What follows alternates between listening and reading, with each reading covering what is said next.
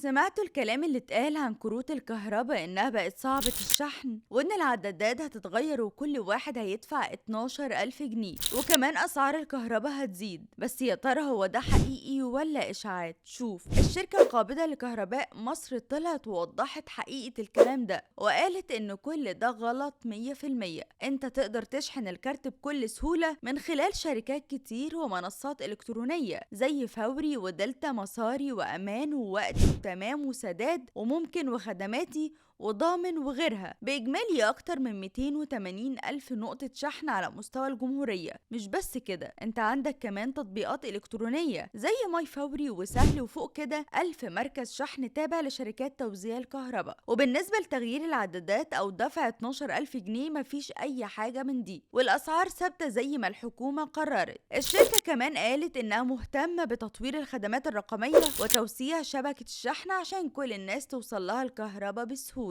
يعني لو محتاج أي معلومة أو مساعدة، الخط الساخن 121 والصفحات الرسمية على السوشيال ميديا أو تطبيق طوارئ الكهرباء موجودة ليك. من الآخر، كل الكلام ده إشاعات، الشحن لسه سهل والأسعار ثابتة والعدادات مش هتتغير. ركزوا على المصادر الرسمية وما تنسقوش ورا الإشاعات.